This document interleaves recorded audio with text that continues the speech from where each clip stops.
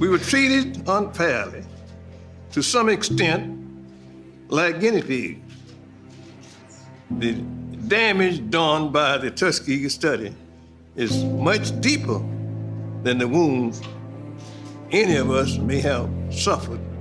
It speaks to our faith in government and the ability of medical science to serve as a force for good. It's understandable the mistrust that many black people have because of what happened in Tuskegee. The tragic syphilis study, I heard about it just like the rest of the nation did in the summer of 1972 when I was running for mayor of Tuskegee.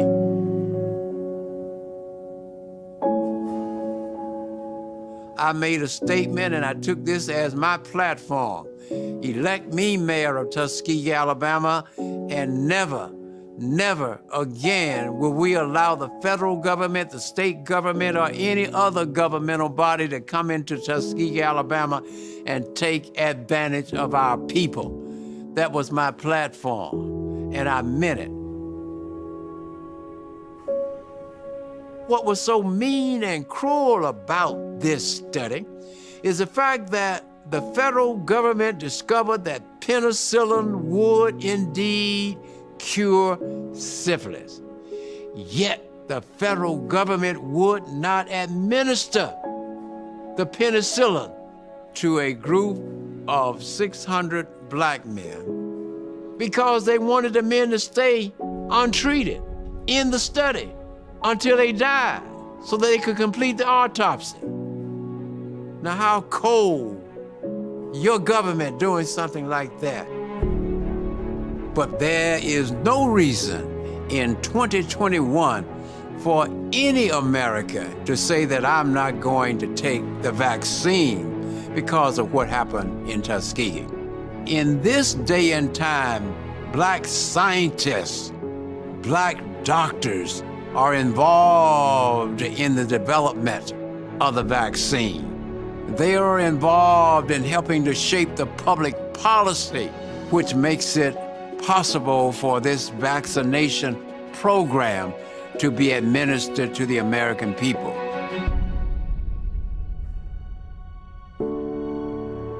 That's why I wanted everyone to see me taking the shot.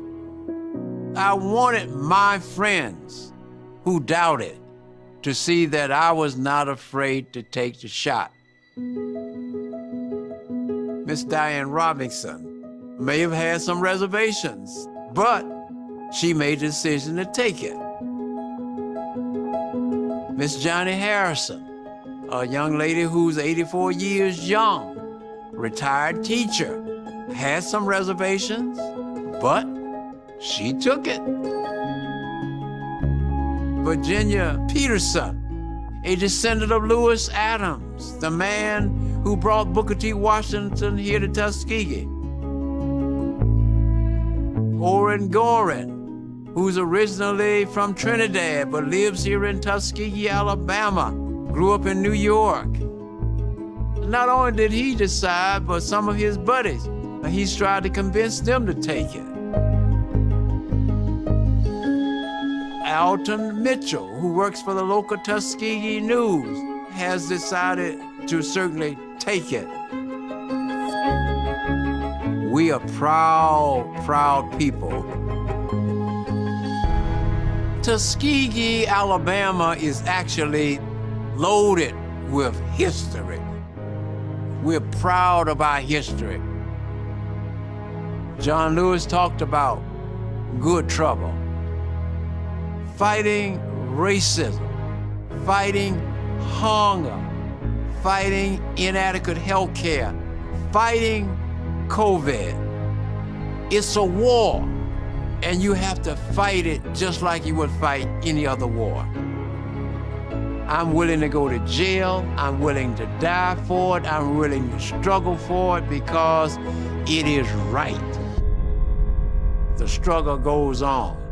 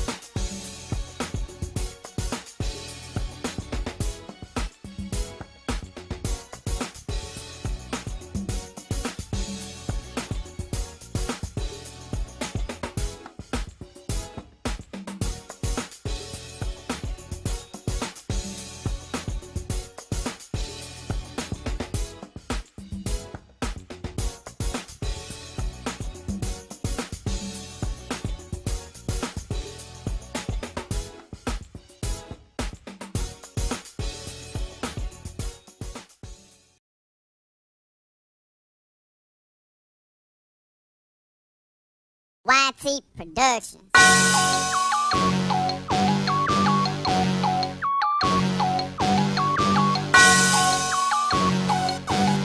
Yeah.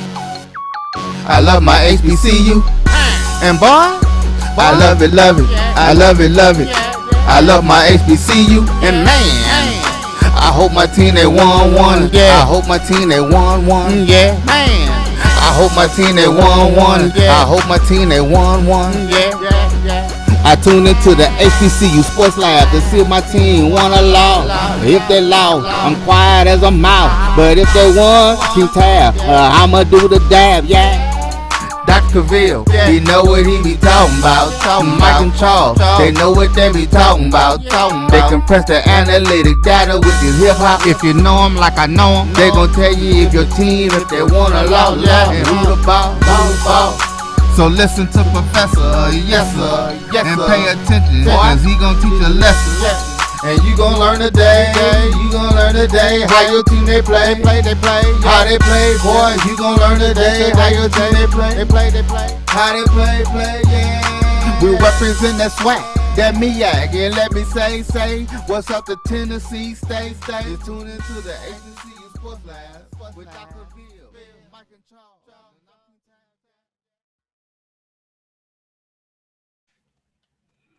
And welcome into Dr. Cavill's Inside the HBCU Sports Lab, episode 165 of the radio show and podcast, the show that's covering the sporting HBCU diaspora and all things HBCU sports for institutions large and small, from NAIA to NCAA. We share insights, information on HBCU sports culture and HBCU athletic aesthetics to facilitate the story of HBCU's athletic programs and the business of HBCU sports. I'm going to be your host tonight.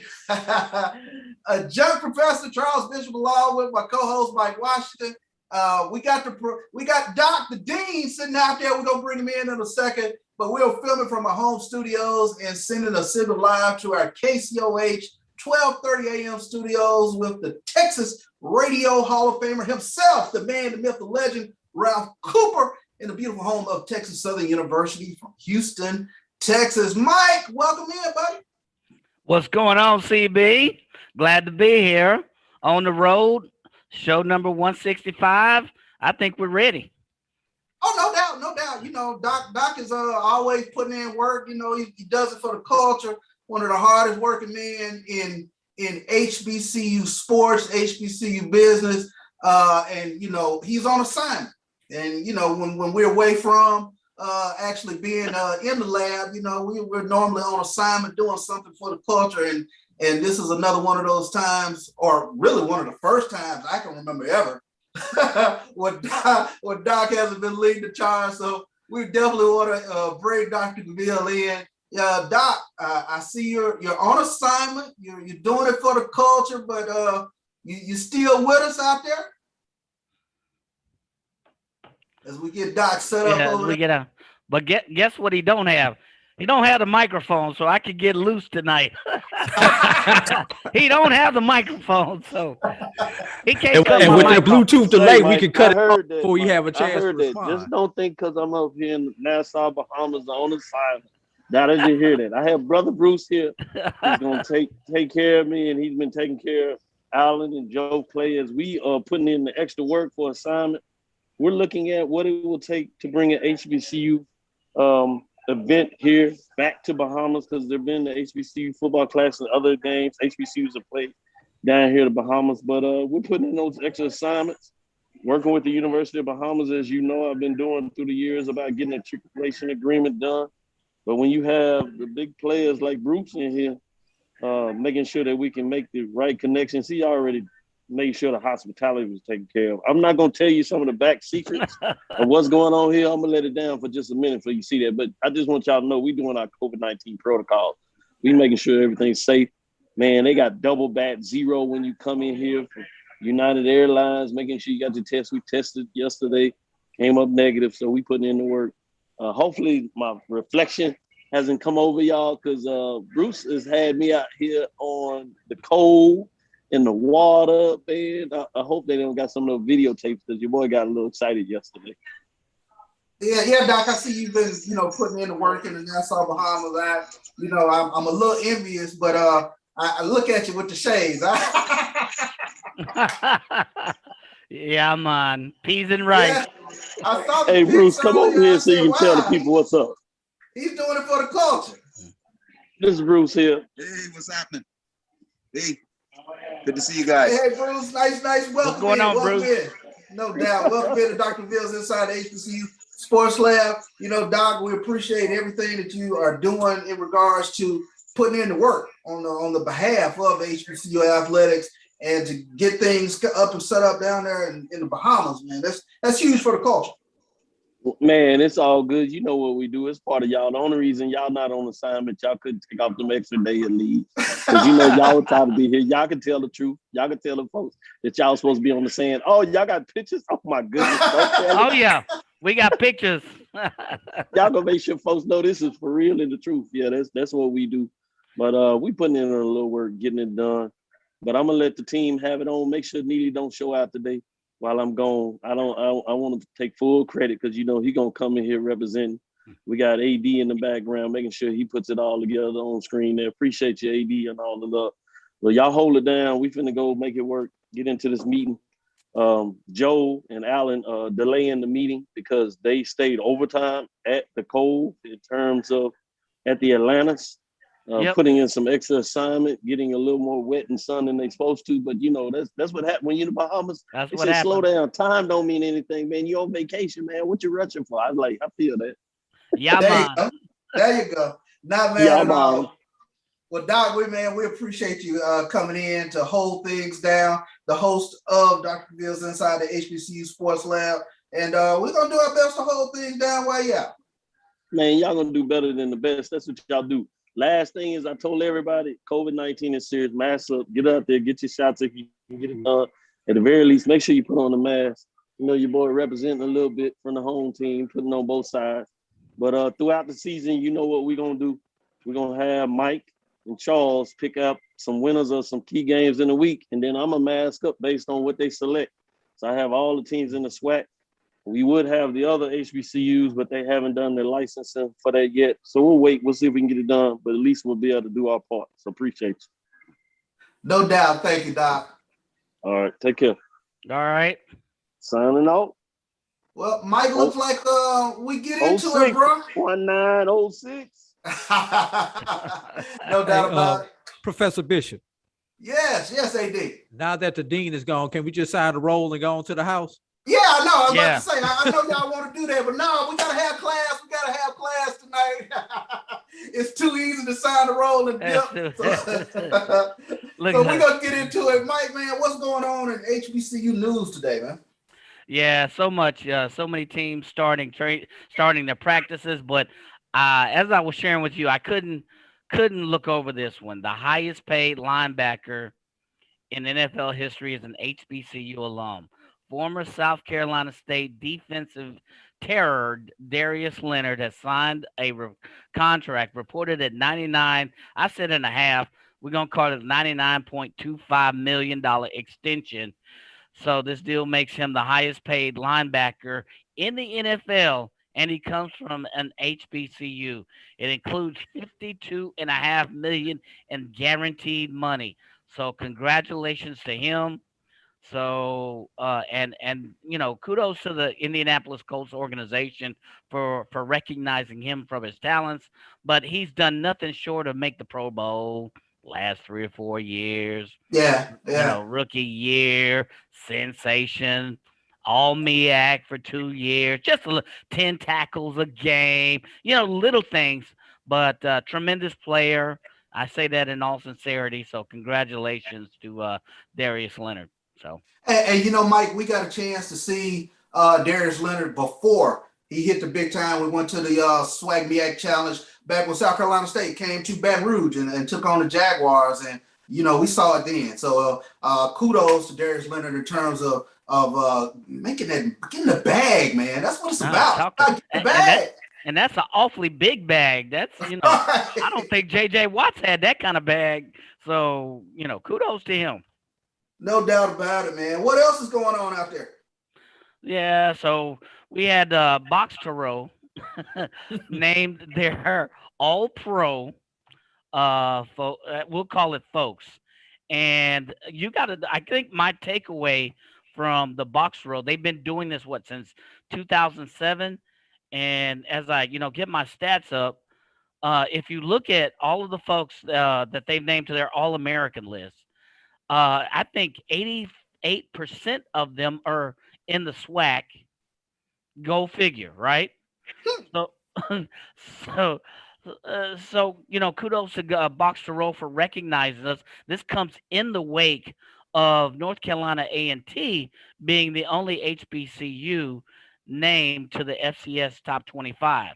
So here you have Box to Row naming 25 All-Americans, 88.5% if you're looking at percentages, but who's counting are in the SWAC. They're looking at the talent in the SWAC, and the the FCS top 25. You can't really lie about that. I mean, North Carolina A&T has performed really well. If you look on social media, there were those folks who were crying about it, saying, why is North Carolina A&T? Why not Jackson State? Why not FAMU? Why not? Why not? Why not? But in terms if you look at statistically compared to the FCS in terms of offensive output, defensive performance, who has had head-to-head matchups with FCS opponents and come out victorious? You got to give North Carolina. You got to tip your hat to North Carolina A&T. But at the same time, tip your hat to Box to Row for recognizing HBCU talent as well. No doubt. Always shout out to Donald Ware, Box to Row, in terms of putting that poll out there. It's a poll that a lot of our schools they put out in terms of where they are in regards to their poll ranking. So shout out to Box to Row. But as you said, A&T they've got the job done. They've got a couple wins against FBS opponents. They're getting more recognized by the FCS polls, sort of the quote unquote mainstream FCS polls. Whereas a lot of fans, I think what would be interesting is watching where a lot of our SWAC and MEAC teams are at the end of the season with regards to how they were able to perform. I think this is going to be one of those transformative years. AD, what do you think, man? I have to agree with Mike. And when you go back to 2019, the last season, when everybody competed, who was and forgive me for sounding like a homer, but the only other team that was in the top 25 was FAMU. Yep. At the end of the season in that Stats FCS poll. And with FAMU being on probation, they were ineligible to go to the Celebration Bowl and any playoffs, which is why A&T was able to leap them, because A&T had the extra game, i.e. the Celebration Bowl. So that's number one. Now, correct me if I'm wrong, Alabama A&M at the end of the shortened spring season was in that poll, correct? Yes. Yeah. So now it's going to be interesting, just based on these last two polls, which one of these A&Ms, Alabama or Florida, will be the first one to crack the FCS poll. Excuse me, the stats FCS poll representing the SWAC. Or do you put your money on somebody without the initials A&M at the end of their name cracking their poll first? Well, this is an interesting discussion. We're going to have to pick this up a little bit later on in the program. Let's go to our first break, and we'll start getting into a little bit of camp reports from Jackson State and Florida A&M as we get set for the Orange Blossom Classic coming your way September 5th. We'll be right back after these messages.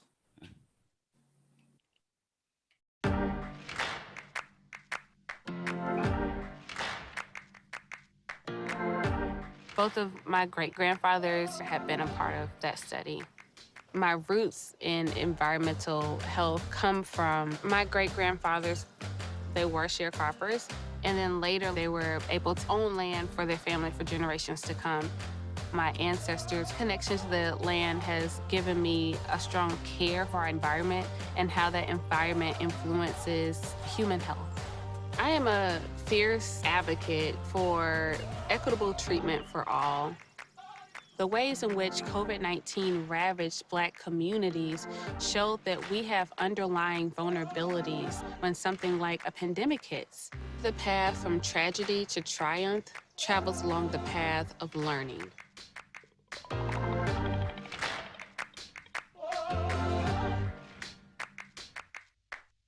Thank you guys for what you do for HBCU athletics. This is a fantastic avenue for all of us. This is our ESPN, so we love what you guys do. Bryan, AD, Roy, all you guys at BCSN. We really appreciate what it is that you guys do for us.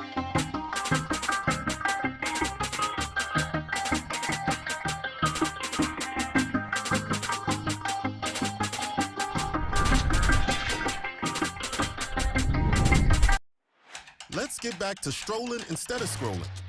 Before we can safely come together, we need the facts on COVID-19 vaccines. Visit getvaccineanswers.org so you can make an informed decision for yourself and for your fam. Shop Velvet Online Women's Boutique to spice up your closet with trendy, unique looks. We have fashionable and chic looks at very affordable prices. Velvet Boutique offers free shipping all year long on all orders. Shop online at www.melvetboutique.com. That's www.melvetboutique.com. Like us on Facebook and follow us on Instagram. Shop Velvet Online Women's Boutique.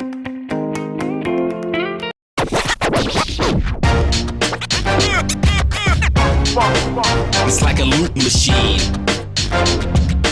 All around town, people trying to get down.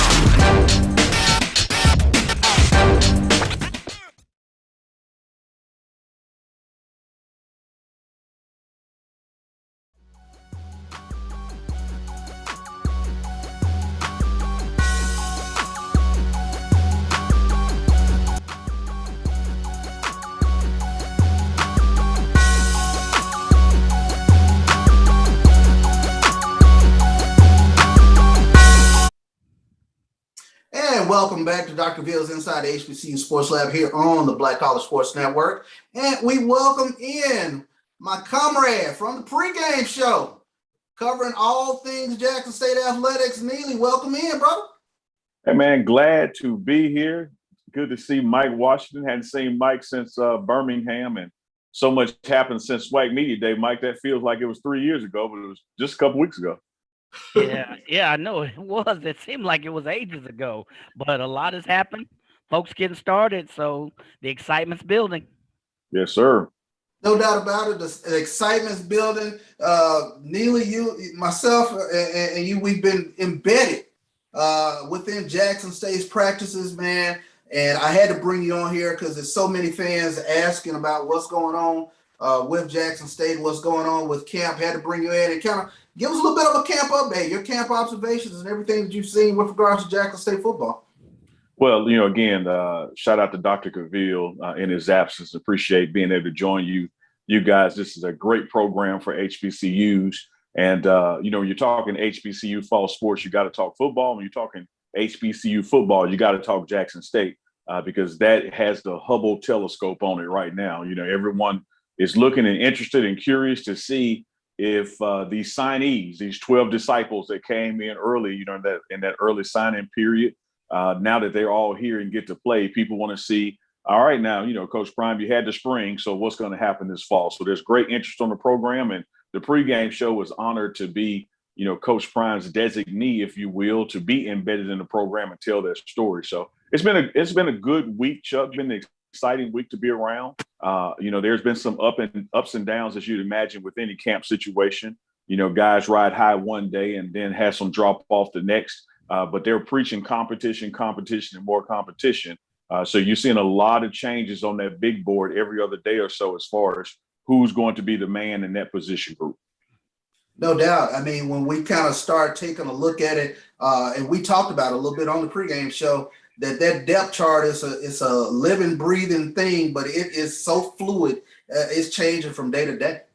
Yeah, and I think if the depth chart board were outside of the practice field, that new turf practice field brought to you by Walmart and NFL, I might add, if the depth chart were out there, it would probably change with every other rep or so. That's how stiff the competition is. But there are some people that you would expect, to be at the top and near the top.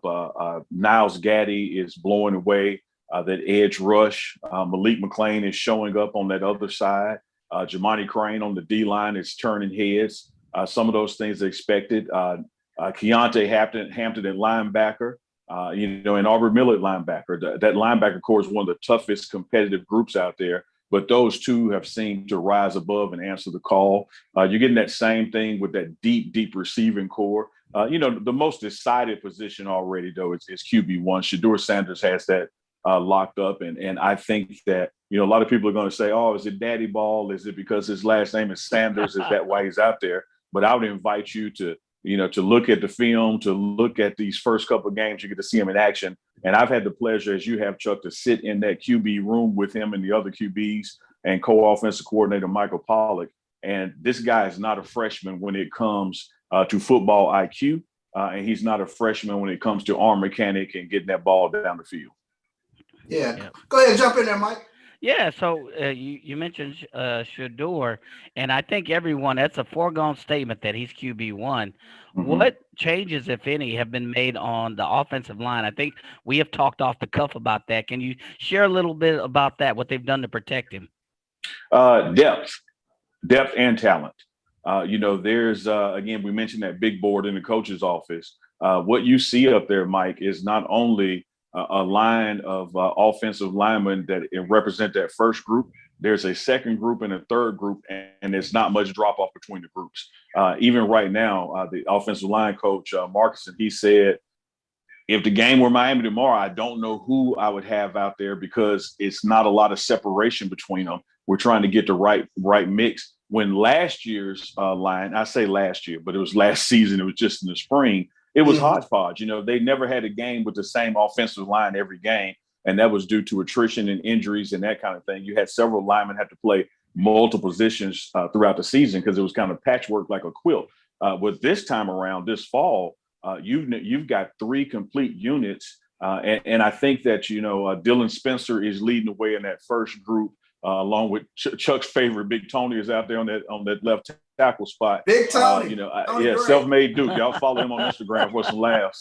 But I think that you're going to see a big improvement, a vast improvement in the talent level of the offensive line, Mike, but also in the depth. That there's going to be some rotation subbing in and out without a lot of drop off. Wow. So my next question is a little bit on the other side. What's the fanfare, the alumni base like? I mean, you got to imagine the anticipation is up. You got to feel for what that's like. I mean, I know how it is in Southern. I've been to those parts here recently. I know how it is in TSU and Prairie View. So what's it like in Jackson? Hunger, exciting. People cannot wait for this kickoff, Orange Blossom Classic, September 5th. Tomorrow, we're 21 days from departure. Chuck, I don't count the number of days to the game. I count the number of days the team has to get on that plane because that's when that last true work in your home environment takes place. So tomorrow will be 21 days before the Tigers head to Miami. And I think the fan base, Mike, is hungry and excited, because of COVID restrictions and trying to keep this team safe.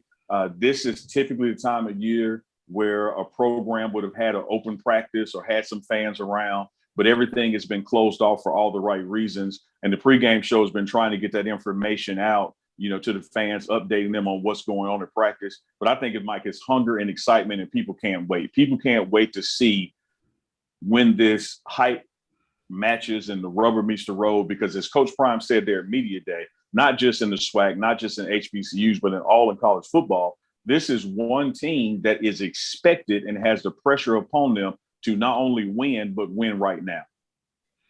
And Neely, we've been, like I mentioned, we've been embedded within practice. I know one of the questions that I've had to entertain is in regards to the coaching staff itself. And we've had an opportunity to be around them and to watch, the sausage get made, so to speak. And it's phenomenal to watch. It's phenomenal to watch the acumen of the coaching staff in terms of not just teaching technique, but teaching the game itself. Chuck, we live in a world, man, where you have to preface things, because the minute you say you love pizza, somebody say, oh, you don't like chicken. And just because you're saying one thing doesn't mean that you're saying the opposite. So I say that to say this. When I say that I have been very impressed with the teaching aspect of this coaching staff, that's not to suggest that my bar was low or I didn't expect what I'm getting. But to be able to sit in those coaches' meetings with Coach Prime and his staff, to watch them review film in their individual unit meetings, and then to sit in the classroom setting when they're teaching and having players come up to the board and diagram plays and take them through where you're supposed to be. That's been the most impressive thing that I've seen with this camp compared to past years being around Jackson State football, is that the teaching and coaching level of this staff, it is off the charts, Chuck. The way that they're able to instruct, the way that they're able to break things down to these young men and tell them what these assignments are, what the expectations are. You take it out on the field the next day. But get this, Mike, when they have practice in the morning between 8 a.m. and 10, when the team is out there, all of that is captured on film. 30 minutes later, the coaches sit down, review the film with Coach Prime. And I think, well, most people, Chuck, and you can be my witness to this, most people will be blown away at his understanding of all the different units. Clearly, he knows where the secondary should be and what is a good read and a good jump on the ball. But, man, he knows about the offensive line assignments. He knows where the linebacker should be. He's talking to the running backs coach about what are we working on today and chiming in on it. So he's responsible over everything and knows a good deal about everything. But those individual coaches, man, they are kicking butt out there with that instruction. No doubt about it. Of course, no doubt about it. Mike, Take it ain't Neely and Bishop talking if he doesn't say no doubt about it. And if I don't no say doubt it, about it. I knew it was good. coming. That's good stuff. Yeah. That's a good point you bring up. I don't think a lot of people give Coach Prime the credit for really knowing or being a student of the game. Yes, you're going to give his coaches the credit. Yes, you're going to give the talent the credit, but for him knowing all aspects of the game, I think, and you two know far more than I do. I think you'll see a lot more of that this year coming up. Just him knowing the X's and O's and knowing the positions, and I'm talking all positions on the field. So yeah. I agree with that, Mike. I was chit-chatting with him, and I said, man, Coach, one of the things that made Johnny Cochran a phenomenal defense attorney is that he spent a good bit of his career in the prosecutor's office at LA County before he started his own firm. He learned those nuances. And Coach said, hey, man, you keep in mind now, I played a great deal of receiver and I studied receivers. I would work on that side of the ball to help me prepare. And you see him doing that with his own players. They're up there not only diagramming where the receiver's route is, but what they anticipate from the linebacker or from the corner or from the safety. And they're drilling down. It's one of those situations, Mike, where you're watching these games. I'm fast forwarding, and you're going to know if they were taught that or not. Sometimes you see a player do something, you're like, man, what is going on with the coaches? Well, I can tell you, Mike, they ain't taught that. Like they are taught the right way. It is classroom intense. There is an emphasis on student in front of athlete. They are working their butts off, not just out there on the field, but the mental aspect and in that film room and learning what those assignments are. And I think Coach Prime's acumen in that regard, as you said, Mike, is totally underestimated and not valued because people just don't know him in that regard, but they're going to see it this fall. Absolutely, without question. So, well, Neely, you took us right up to halftime. We're going to take a quick break. Can you come back for the third quarter? Hey, man, they called me third quarter.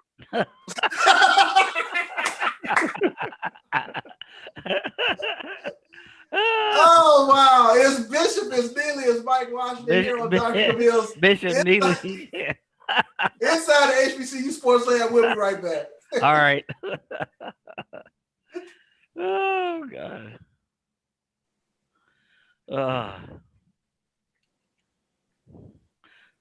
Man, take.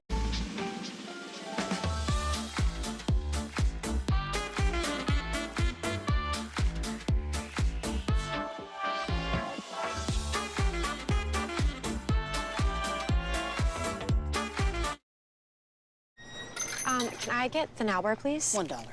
Have a good one. Got it. Hey, what's going on? Hey. Let me get a now bar. Sure.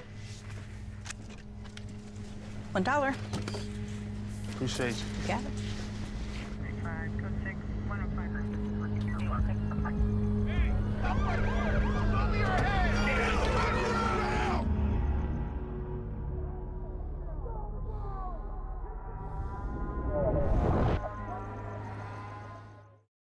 This is Carlos Brown, letting you know that we're on the move. You can now catch the Carlos Brown Show beginning this July on the Black College Sports Network each and every Saturday from 11 to 1 Eastern Time. That's 10 to 12 Central Time. Same time, new place. On Facebook at the Carlos Brown Show and Black College Sports Network. Online at www.mybcsn.net and on the BCSN app available on Google Play and the Apple App Store.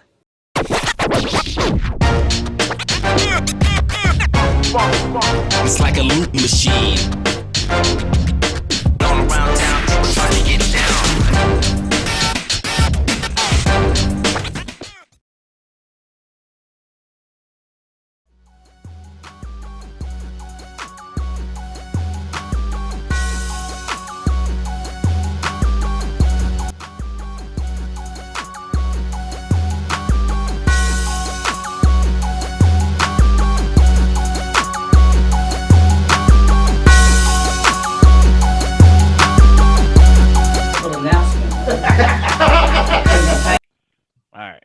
Welcome back into Dr. Bill's Inside the HBCU Sports Lab. We got a lively group today as we welcome Bryan Fulford in from the BCSN Sports Rep, OG Strike Zone.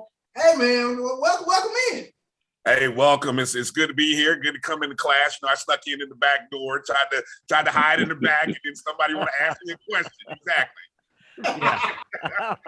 Hey, Bryan, take it from me, man. A guy that spent a career sitting in the back of the room in class. The key is just the opposite. You want to make eye contact with the professor and raise your hand. He's never going to call on those people. He's calling on the people that's looking around. And, you know, so what I do, I look right at Mike Washington. Yeah. And do this. And then I know he won't call on me. That's a great point. Great point. Got to remember that. So, well, Bryan, man, FAMU, their camp is up and rolling, man. We got the Orange Blossom Classic coming up on us quickly, September 5th. How are the Rattlers looking over there on the highest of the 7 hills?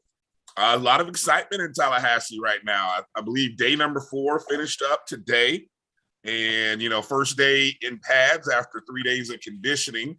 So there's a lot of excitement. Obviously, you know, there's serious questions to be asked and evaluated as it relates to the quarterback position.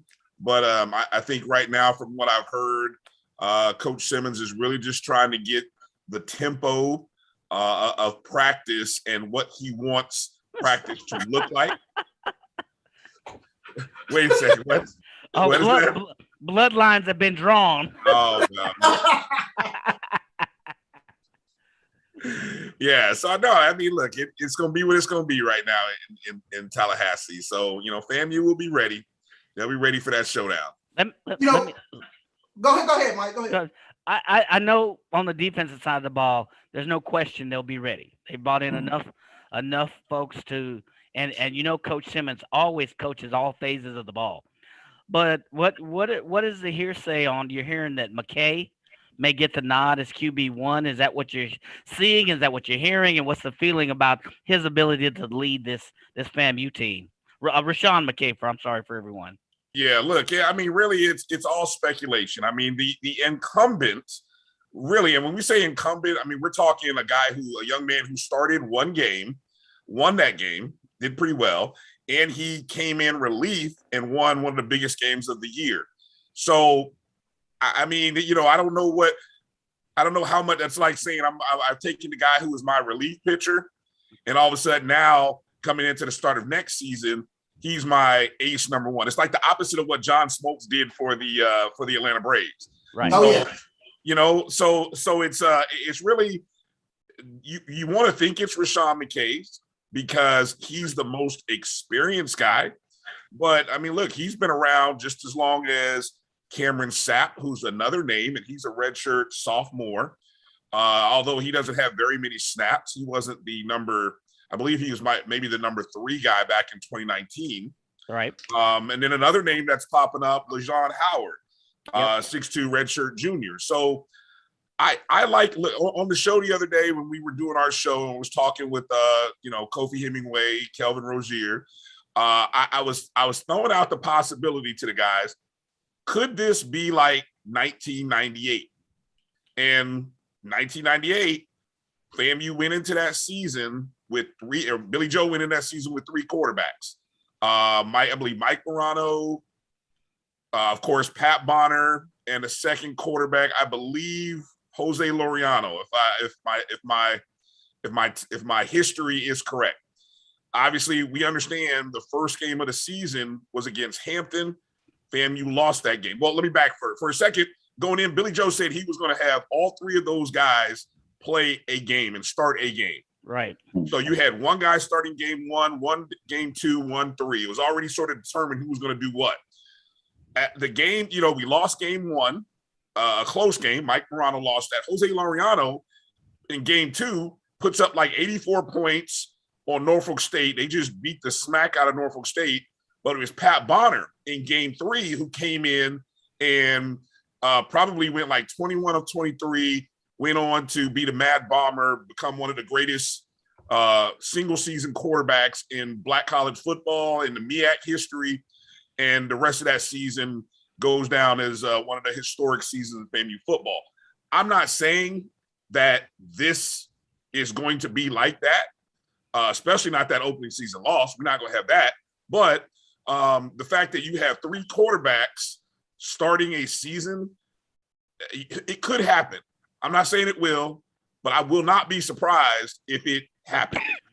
But, Bryan, I think one of the questions I wanted to ask, and we asked Neely with regards to Jackson State's revamped offensive line, but FAMU made an important hire this past offseason and bringing Ryan Stanchek over as offensive coordinator, co-offensive coordinator. But we remember him when he was at Alcorn with those dominant offensive lines and play calling there at Alcorn. Talk a little bit about what FAMU's offensive line could kind of take a look like with the addition of Ryan Stanchek to this coaching staff. I did hear Coach Simmons say that the offensive line and being more productive with the running game is something that they want to be more balanced. They want to be a better running game. I mean, a running team. And I think that's only going to balance this offense out. As good as this offense is, and as it's high powered as many people think it will be in the air, I think there's a lot of excitement in what possibly could happen with the running game. By my count, Terrell Jennings is the main returning back from 2019. But at the SLAC Media Day, I was talking to Keenan Forbes, and he told me right out the box, he said, watch out for Jalen McLeod. Yep. He said that, and he's a transfer from Savannah State, 6'2", 230, redshirt junior. He told me without a doubt. I said, hey, Keenan, what's the offensive line? Who do we need to look out for? He said, McLeod, Jalen McLeod. So, if FAMU has 2 backs between McLeod, Jennings, they have a stronger offensive line. There's an emphasis on the offensive line being a little nastier up front. I think you're going to get that type of offense that Coach Simmons wants. When we kind of take a look at this Orange Blossom Classic game, there could be points of plenty on the board when you kind of take a look at FAMU's receivers. You talk about Xavier Smith, Chad Hunter, and David Manigo. Neely, bring you back in. We've had an opportunity to kind of watch this Jackson State receiving core. This could be a fun offensive game, especially when you kind of take a look at the potential of the explosive power of both offenses. Let me pick up my pen and give a Lee Corso moment to my man Bryan there. Not so fast, my friend. Not so fast. Because I'm with you, Chuck. I think that whichever of these 3 quarterbacks they play, Malik McClain, Niles Gaddy on the other side, Jamani Crane coming off the defensive line, and even to address the running back issue, we were dismal up front on defense last year. Alabama State and Alabama A&M, their running backs are still running right now. As far as our ability to tackle this spring. And the coaches addressed that. That defensive line is much improved. We have a pass rush now that can make a quarterback move his feet. And that secondary was strong this spring is going to remain strong. I think this is going to be, immovable object meets irresistible force. Clearly whoever scores the most points is going to win the game. But it's going to be some battles out there as we fill each other out in that opening round like boxers do. I wouldn't be surprised if both schools try to go up top right away just to test out and see can they stretch the field. But that receiving core that Shedeur Sanders has, that offensive line that he has is going to offer him the protection. They have speed to get down the field, and he's been working, Chuck, this week on getting that ball out quicker. So I look for, some explosive plays to happen from this JSU offense. And to quote Coach Prime now, that 38 special going to shoot. Don't forget about that running back in 38, Santi back there. He's going to put some yards up this season. And they're going to get him the ball often and get him the ball early, particularly week one. Yeah, going back to the FAMU case in 2019, when they were so-called proclaimed champions, HBCU champions. I hear stuff in the background. Was that shade? So guess who was number 2 in scoring offense in the MEAC? It was FAM. But guess who was dead last in rushing in the MEAC? Yeah, wait for it. It was FAM. So you hope that they can have a little bit more balance because they were number 2 in offense. So that means they were a top-heavy offense. They lived or died by the pass. They did have Ryan Stanley, of course. So you would hope that they have a lot more balance this year coming in to 20 because they're going to need to. These teams are playing a lot more defense. You have a lot of teams who have strengthen up their defensive secondaries. So hopefully you'll see a lot more balance coming from FAMU. And I don't know, and that sounds like what you're alluding to, correct, Brian? Exactly. Look, you can't, now first off, thanks for being a team player there, Mike. The Black College Sports Network proclaimed Florida A&M the champions based on analytical information, not people's wishes on what they thought they saw on the field. Because the two teams who were on the field against each other, one team beat the other. But anyway, we're gonna move on past that. Yes, I mean, Coach. Oh, go away. The information that Coach Simmons recognizes that right now the weakness was the run game, and so I love the fact that he's out there addressing it. He's addressing it. And, there's some big guys. We got some receivers, some big receivers who can block downfield. Think about this. Jeremy Pruitt, transfer from Colorado State, 6'5", 230. That's a wide receiver. I'm going to tell you what, and listen to Neely talk about Jackson State and paying attention to everything that you guys are doing over at the pregame show. I'm going to start to try to say, what's the one thing that would surprise me most?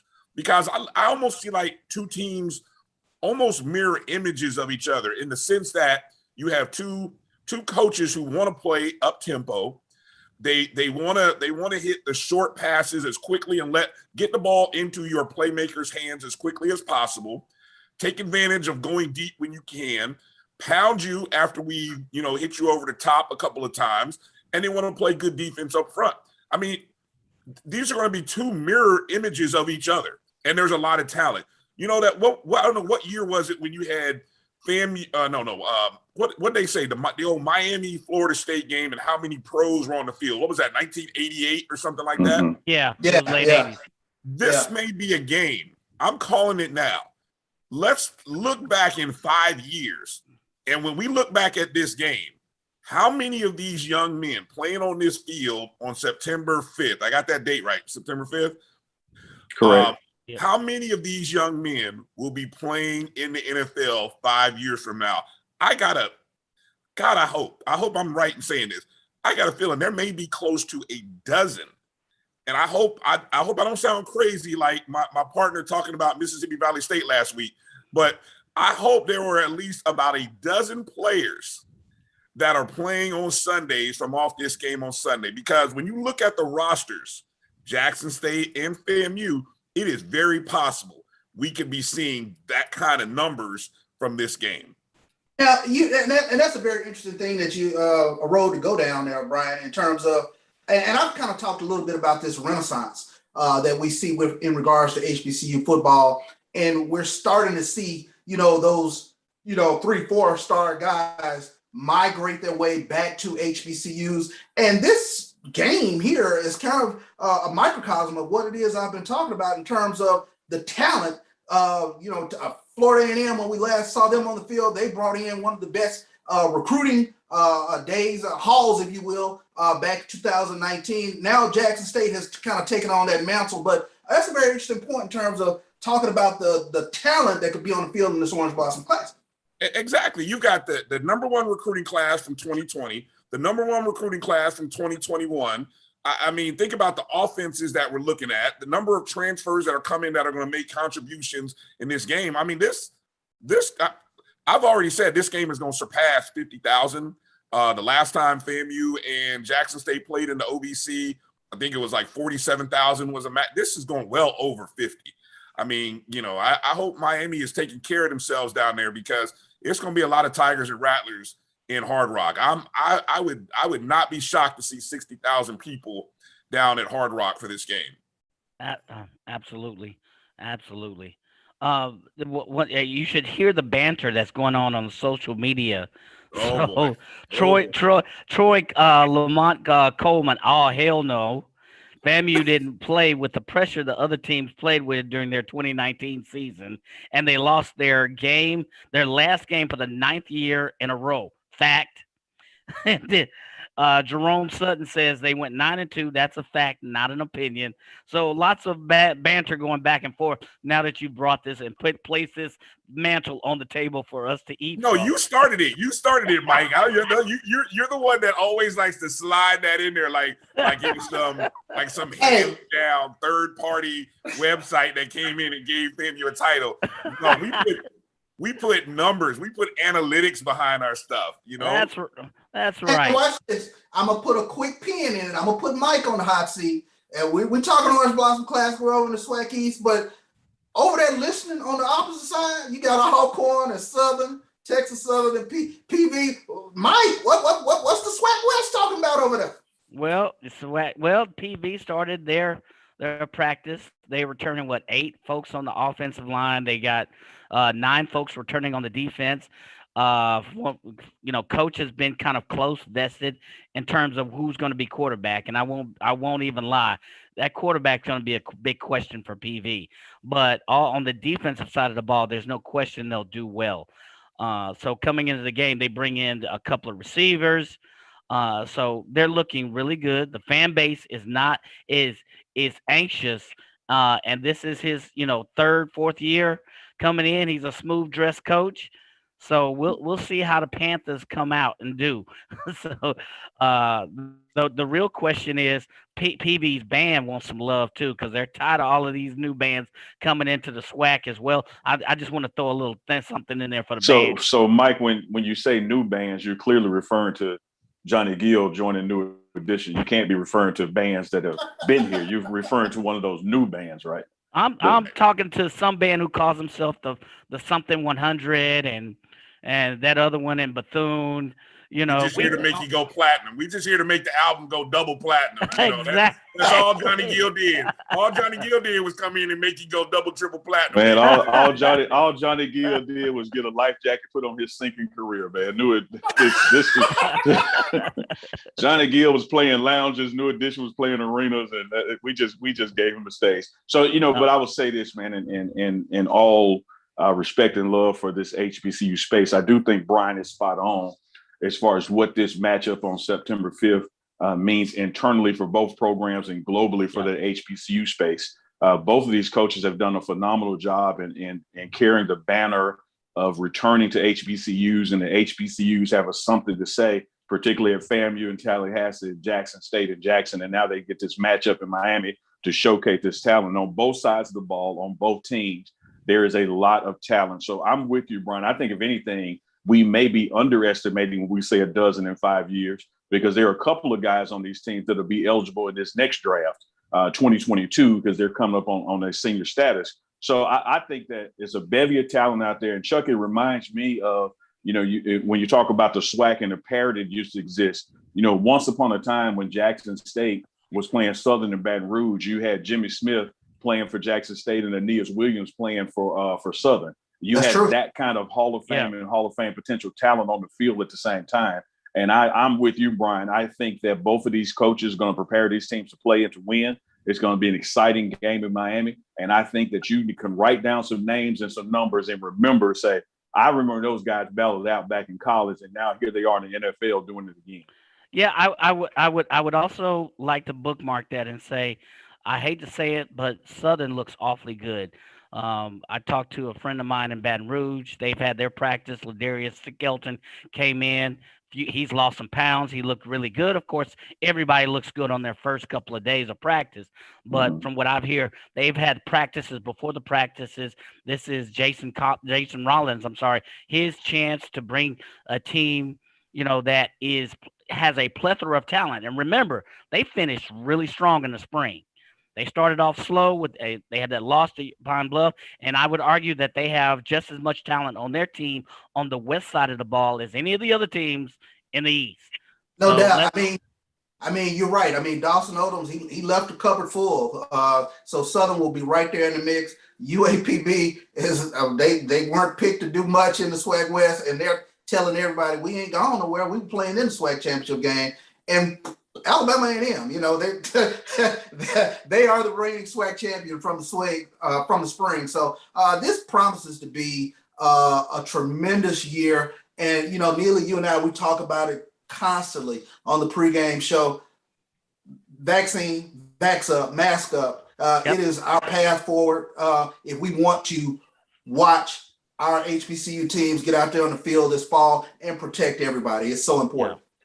Yeah, Chuck, that has to be just underscored, emphasized, bold, italicized, that we have not reached anywhere near our vaccination numbers in our community. And when I mean our community, I'm talking about Black folks. I'm talking about HBCUs. I'm talking about these college campus and towns and cities that these schools are home to. We've got to do a better job of getting the word out. I tell people all the time, you're entitled to your own opinion, but you're not entitled to your own facts. Ask questions, get the right information, but the path forward, the only way out of this is vaccination. And to people who are saying, well, Neely, if you get the vaccine, you can still get it. Well, the vaccine is about 90%, and that 10% you still can. But the most important thing is that the vaccine keeps you out of the hospital and keeps you out of the graveyard. So this is not about trying to come up with a 100% solution. This is about skewing the odds and the data in our favor so that Black people can literally live. This is a life and death situation, and there are long-term health ramifications from having COVID, even if you survive it, because,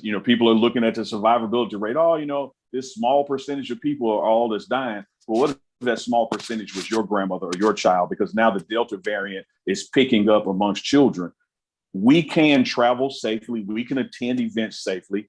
We can gather and mask and social distance safely, but that hinges on a significant portion of the population being vaccinated.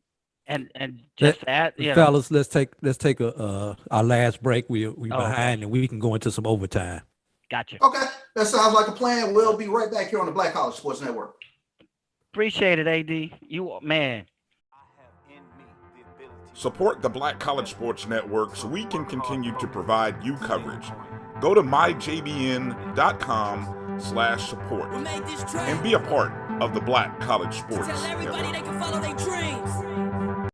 When times get dark, we can't see the help that's all around us. Let 211 be your guiding light for mental health and other resources. Call 211 or visit 211.org. This is Bryan Fulford. AD Drew and I are co-hosts of the BCSN Sports Wrap. We talk about all things related to HBCU athletics. From the games, teams, coaches, and fan interest stories, we cover it all. You can find our shows on Facebook at BCSN Sports Wrap, YouTube at MyJBN Online, and everywhere you listen to podcasts like Anchor, Spotify, Google, and Apple Podcasts. You can also find the show on the Jericho Broadcast Network's app. Make sure to download. We look forward to you joining the conversation and being a part of the show.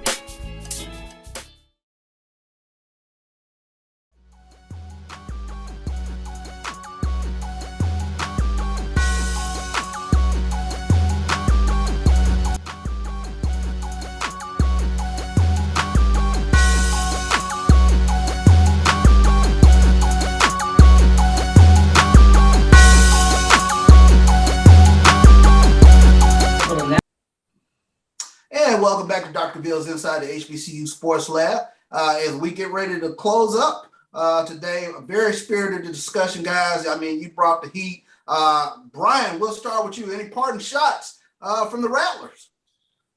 Look, this is you know how great I know how great a year this is going to be.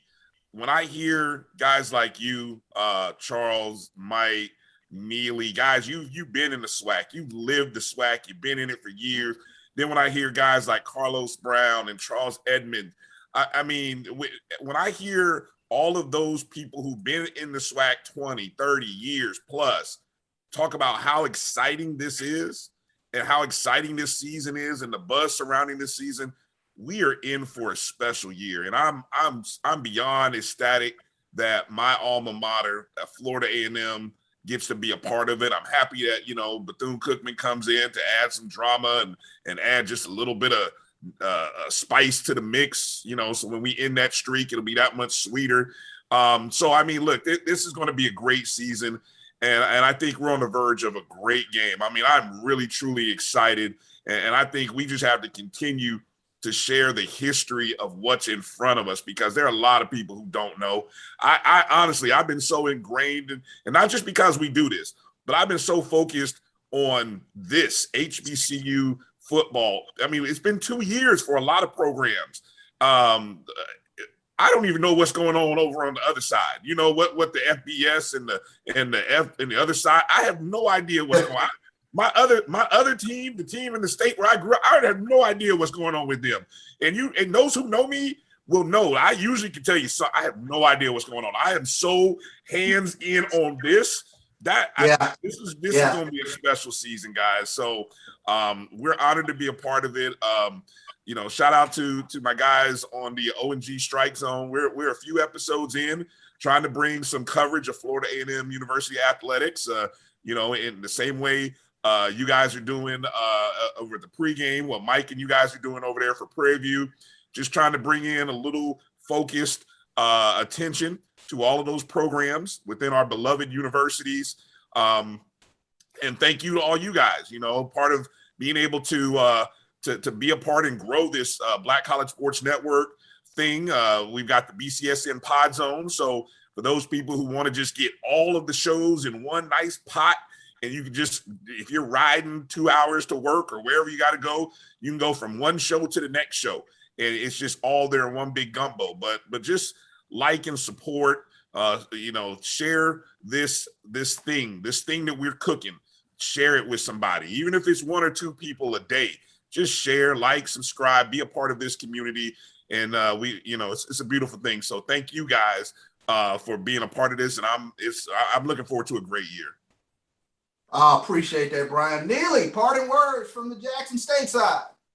Yes, sir, man. Coming from 1400 Lynch Street, I just want to give a shout out to all the HBCUs out there in this space. I think Bryan is spot on with that this is a time to put the focus on us all. It's not just about Jackson State. We're doing our thing and we're building and growing this brand and harnessing this energy, but it means nothing if it's just us. So we're all in on this Black College Sports Network. Wish the best to Dr. Cavill and Inside the Sports Lab, Mike coming out of Prairie View, and of course the OG Strike Zone and the things that they're doing and beginning to do, because this is a rising tide that's going to lift all boats.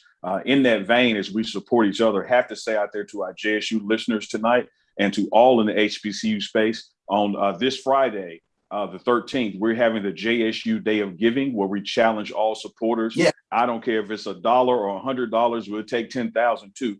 Make a contribution to Jackson State University on this Friday for the JSU Day of Giving. Also give a heads up that on August 29th, and you'll like this one, Bryan, because it's leading right into when we face you guys down in Miami, will be Coach Prime, which is the title of the Barstool docuseries that was filmed on the spring season. Chuck and I have had the opportunity to watch a couple of those episodes. There's 6 episodes that are going to run over 4 nights consecutively. 7 p.m. Eastern on Barstool, and streaming out on all their content YouTube. And then that last night, which is Wednesday, September 1st, 2 episodes back to back.